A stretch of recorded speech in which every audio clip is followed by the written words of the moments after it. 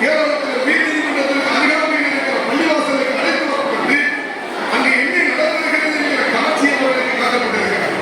அதில் ஒரு நீதிபதி சொல்கிறார், பள்ளிவாசலுக்கு வர வேண்டும், அங்கு என்ன நடக்கிறது என்பதை பார்க்க வேண்டும் என்று நீண்ட கால ஆசை எனக்கு நிறைவேறிக்கிறது. அங்கே சமத்துவம் போதிக்கப்படுகிறது, சகோதரத்துவம் போதிக்கப்படுகிறது. சின்ன சின்ன பிள்ளைகளுக்கு ஆதாரங்களையும் அகலாக்களையும் ஒழுக்கத்தையும் நற்குணங்களையும் பயிற்றுவிக்கப்படுவதை பார்த்து கேரள உயர் நீதிமன்ற நீதிபதிகள் புல்லரித்தார்கள் என்ற செய்தி பத்திரிகையில் வெளியிட்டிருக்கிறது. என்றால் பள்ளிவாசல்கள் அதை மொத்தம் கேரள ஸ்தலமாக இருக்க வேண்டும். 5ஆவதாக அவர்களுக்கு ஆதாரங்களை சொல்லிக் கொடுக்க வேண்டும்.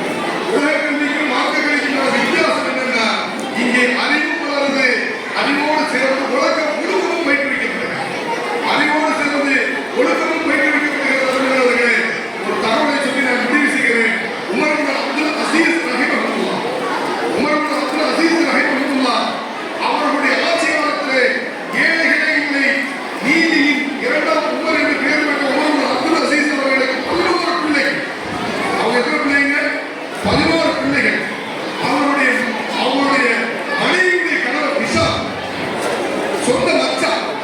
இவங்க எப்படி ஆட்சியாளராக இருந்தாங்களோ அது ஹிஷாமும் ஆட்சியாளராக இருந்தாங்க. அவருக்கு 11 பிள்ளைகள், இவங்களுக்கும் 11 பிள்ளைகள், அவங்களுக்கும் 11 பிள்ளைகள். உமர் இப்னு அப்துல் அசீஸ் அவர்கள் மரண படுக்கையில் இருக்கிற போது வெறும் 12 ரூபாயில் விட்டு சென்றார். வெறும் 18 ரூபாய். 18 ரூபாயில கஃன் துணிக்கு 4 ரூபாய் போச்சுன்னா இது 14 ரூபாய் தான் பிள்ளைகளுக்கு ஆசத்தை விட்டு போனாங்க. இஸ்லாமிய சமாஜத்தின் மிகப்பெரிய சக்கரவர்த்தி அவருடைய ஆட்சி காலத்தில் கஷ்டம் முடிந்து எல்லாம் செல்வ செழிப்போடு வாழ்ந்த காலத்தில் செல்வ செழிப்போடு தன் ஆணையை அத்தனை மக்களையும் வசதி வாய்ப்போடு வாழ வைத்த சக்கரவர்த்தி தன் பிள்ளைக்கு 18 ரூபாய் விட்டு செல்கிறார்கள். 4 ரூபாய் அடக்க செலவுக்கு போன 14 ரூபாய்க்கு மீதம் இருக்கிறது. அவருடைய மச்சான் ஹிஷாம் சொன்னார், அவர் 1 கோடி ரூபாய் சொத்து விட்டு சென்றார். இன்னைக்கு கணக்கு 1 கோடி ரூபாய். அவர் சொன்னாரே, நீங்க பெரிய சக்கரவர்த்தியாக இருந்தீர்களே, ஆனால் பிள்ளைகளுக்கு ஒன்றுமே விட்டுட்டு போறேன்னு சொல்லும் பொழுது அவர் சொன்னாங்க, நான் என் பிள்ளைகளுக்கு, என் 11 பிள்ளைகளுக்கும் ஒழுக்கத்தை கொடுத்திருக்கிறேன், ஒழுக்கத்தை கொடுத்திருக்கிறேன், மார்க்க கல்வியை கொடுத்திருக்கிறேன். எத்தவல்ல சாலிஹீன், அல்லாஹ் சொல்லுகிறார், யார் சாலிஹீன்களாக இருக்கிறார்களோ, யார் நல்லடியார்களாக இருக்கிறார்களோ, எத்தவல்ல சாலிஹீன், அல்லாஹ் அவர்களுக்கு பொறுப்பேற்றுகிறார். என் 11 பிள்ளைகளுக்கு சொத்தை விட்டு செல்லவில்லை, ஒழுக்கத்தை கொடுத்திருக்கிறேன், கல்வியை கொடுத்திருக்கிறேன், அவர்கள் சீர்திருத்தமாக இருந்து கொண்டிருக்கிறார்கள். எனவே எத்தவல்ல சாலிஹீன், சாலிஹீன்களுக்கு அல்லாஹ் பொறுப்பேற்றுகிறார் என்று அல்லாஹ் சொல்கிறான். என் பிள்ளைகளை அல்லாஹ் பாதுகாக்கிறார். என் பிள்ளைகள் குற்றம் செய்தால், தவறு செய்தால் அதை பற்றி நான் பொருட்படுத்தவே மாட்டேன். நான் வாழ்கிற காலத்தில் நல்லவர்களாக விட்டு சென்றிருக்கிறேன். வரலாறு சொல்லுகிறது, ஹிஷாமுடைய 11 பிள்ளைகளுக்கும் பாப்பா 1 கோடி ரூபாய் விட்டு போனாங்க. ஆனால் பிற்காலத்தில் அவர்கள் பள்ளிவாசல்களில் நின்று யாசகம் கேட்டார்கள். பள்ளிவாசல்களில் நின்று யாசகம் கேட்டார்கள் என்றார். அருமையானவர்களே, உலகத்திலே மக்தப், அது மக்தப் என்பது சமூகத்தின் உயிர் நாடியாக இருக்கிறது.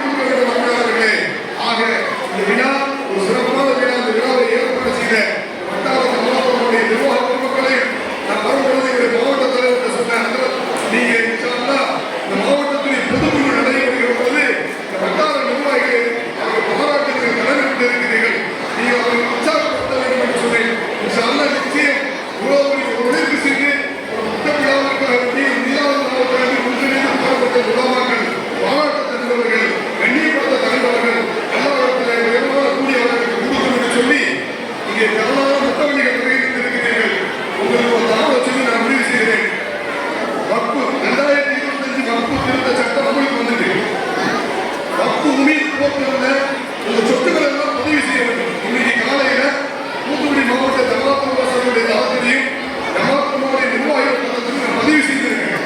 வாக்கு சூப்பர் எனக்கு அனுப்பி வச்சிருக்கிறாரு. நம்ம மாவட்டத்துல 40 சொத்துகள் ஏராளமான சொத்து இருக்கு. ஆனால் மாவட்டத்துல 40 சொத்துகள் அது முக்கியமான சொத்துகள். இந்த சொத்துக்களை நீங்க பதிவு செய்யணும்னா அல்லாவிடத்தில் நீங்க எல்லாம் பொறுப்புதாரு. எனவே பள்ளிவாசலுடைய குற்றவாளிகள் வகையிருக்கிறீர்கள். நாளைக்கு இன்னைக்கு காலப்படத்தில் கேவலம் நடந்துட்டு நாளைக்கு தூத்துக்குடி ஜாமியா பள்ளிவாசல்ல காலையில் 10 மணியில இருந்து இரவு 8 மணி வரையும் வக்பு கண்காணிப்பாளரும் ஆய்வாளரும் இங்கே இருக்கிறார்கள். எனவே இங்கே வருகை தந்திருக்கக்கூடிய சிறுமிகுண்ட வட்டாரம் இன்னும் வேற வட்டாரத்தில் இருந்து வந்திருந்தீங்கன்னா உங்களுடைய சொத்துக்கள் அதை பதிவு செய்ய வேண்டிய ஆன்லைன்ல பதிவு செய்யணும். நாளைக்கு எவ்வளவு வேலை இருந்தாலும் சரி 4ஆம் தேதிக்குள்ள அந்த சொத்துக்கள் ஆன்லைன்ல எழுதி ஆகும். எனவே நீங்கள் அல்லாவுடைய சொத்துக்கு அமானிதமாக ஒப்படைக்கப்பட்டிருக்கிறது. எனவே நாளைக்கு தூத்துக்குடியில் நடக்கக்கூடிய அந்த கேம்புக்கு இங்கே வருகை தந்திருக்கக்கூடிய மற்றவர்கள் குறிப்பாக சிறுகுண்டத்தில் நிறைய வக்பு சொத்துக்கள் இருக்கிறது. எனவே ஆவணங்களை எடுத்துக்கொண்டு நாளைக்கு ஒரு நாள் நீங்கள் ஒதுக்கி தூத்துக்குடிக்கு வருகை தந்த அந்த சொத்துக்களை பதிவியக்கம் செய்ய வருமாறு கேட்டுக்கொண்டு வாய்ப்பு நன்றி பேசுகிறேன்.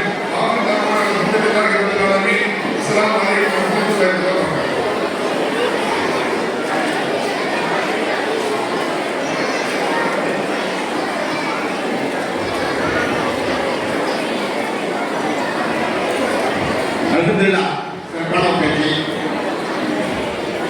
நம்ம அழைப்பை ஏற்று காவல்துறையிலிருந்து அரசு காவல் உதவி ஆய்வாளர் வந்திருக்காங்க. அவங்களுக்கு பணி அதாவது அர்ஜென்ட்டா எடுத்து போட்டுருக்காங்க. அவங்க இருக்கிறது எல்லாமே ரொம்ப வளர்த்துறாங்க. அவங்க வந்ததே ரொம்ப சிறந்தது. அல்ஹம்துலில்லாஹ் நம்ம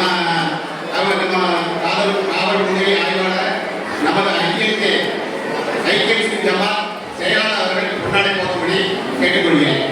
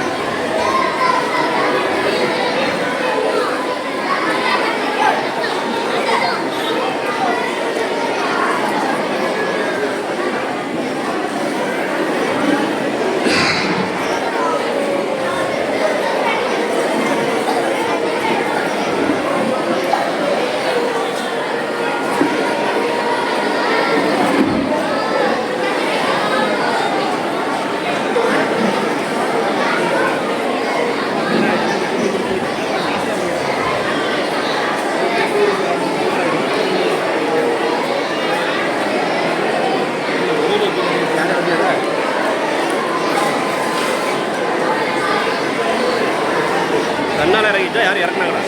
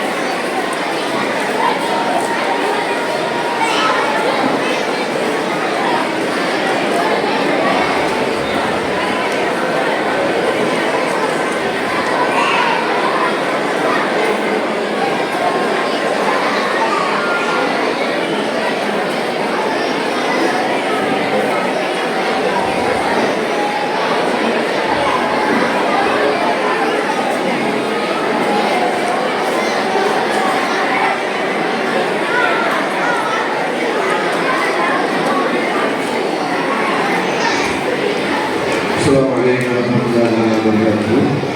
ஆர்வலர்கள் அங்கே ஜமாத் அவர்கள் அழைக்கிறது. இங்கு சிறப்பு அஞ்சாவது காவல் ஆய்வாளர் அவர்களுக்கு சிறுகுப்பம் வட்டார ஜனாதிபதி சபை சார்பாக நாங்கள் நன்றி தெரிவித்துள்ளோம். சின்ன செய்தி என்ன கேட்டீங்கன்னா, இந்த நிகழ்ச்சி ஏன் நடந்தது அப்படின்னு ஒரு சின்ன செய்தி நாங்கள் சொல்லணும். வேற ஒன்றும் இல்லை, நீங்கள் பேச போறீங்க, அதுக்கு முன்னாடி நீங்கள் தெரிஞ்சுக்கிட்டீங்கன்னா உங்களுக்கு ஒரு வசதியாக வந்து விஷயம் இருக்கும். இங்கு இருக்கக்கூடிய மாணவ மாணவிகள் கிட்டத்தட்ட போன மாதம் 16ஆம் தேதி தெற்கு ஆத்தூரில் 160 மாணவ மாணவிகள் இந்த இஸ்லாம் சம்பந்தப்பட்ட ஒரு முக்கியமான போட்டிகளில் வந்து கலந்துருந்தாங்க. கலந்து இப்போ அதில் வந்து இன்ஷா அல்லாஹ் வெற்றி பெற்றிருக்கிறார்கள். அந்த வெற்றி பெற்ற மாணவர்களை ஊக்கப்படுத்துவதற்காக இந்த நிகழ்ச்சியை வந்து நாங்கள் வந்து ஏற்பாடு செய்திருக்கிறோம். இந்த நிகழ்ச்சியினுடைய இறுதியில் வந்து இன்ஷா அல்லாஹ் அவங்களுக்கு வந்து நாங்கள் பரிசு கொடுத்திருக்கிறோம். இந்த நிகழ்ச்சியில் நீங்களும் கலந்து சிறப்பித்து முன்னாடி மனசுக்கு ரொம்ப சந்தோஷமாக இருக்கு. இப்பொழுது திருமதி எம் அனிதா அவர்கள் காவாய்வாளர் வகையிலே ஒரு 2 நிமிட வாக்குறுதி வழங்குமாறு கேட்டுக்கொள்கிறேன்.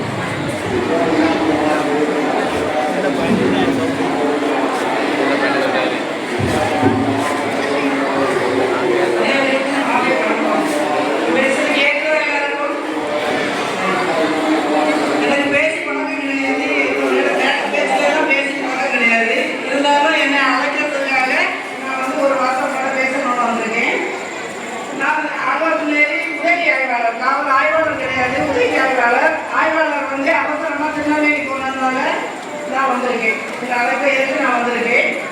இப்போ நான் என்ன சொல்லிருக்கேன்னா, வந்து 1.5 வருஷம் ஆச்சு நான். ஆனால் இந்த மாதிரி மக்கள் எல்லாம் ஒரு வழியாக கூடி நான் பார்த்ததே இல்லை. இவ்வளோ பேர் உங்கள் ஊரில் உள்ள மக்களாக நான் வந்ததுமே நான் கேட்டிருக்கேன். காரணம் ஒரு ஏரியாவிலேருந்து ஒரு கம்ப்ளைண்ட் வரும். அப்போ இது இந்த ஊரே அப்படின்னு நாங்கள் தெரிஞ்சுக்கிடுவோம். ஆனால் உங்கள் ஊர்லேருந்து எந்த கம்ப்ளைண்ட் வரல, நீங்கள் எல்லாருமே நல்லவங்களாக இருக்கீங்க அப்படிங்கிறது வந்ததுமே நான் சொல்லிட்டேன்.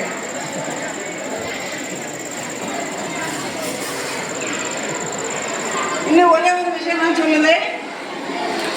இந்த கொரோனா பீரியடில் எல்லா வீட்லேயுமே எல்லா மக்களுமே எல்லா கஷ்டப்பட்டது. அதனால் ஒரு ஃபேமிலியில் கண்டிப்பாக யாராவது ஒருத்தங்க ஒரு அரசாங்க வேலையில் இருக்கிற மாதிரி நீங்கள் உங்களே ஊக்கப்படுத்துங்க.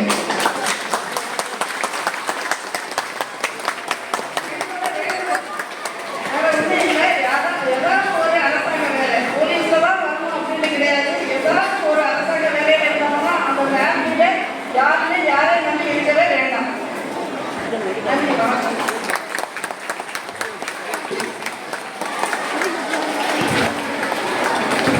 இரண்டு நிமிடங்கள் பேசினாலும் சமூகத்துக்கு தேவையான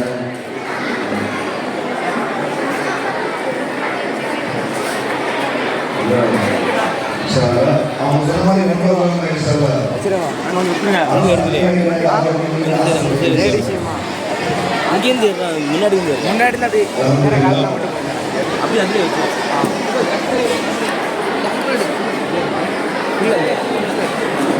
பேசுறதா விஷா வந்து கண்படுத்தி வச்சிருக்கு.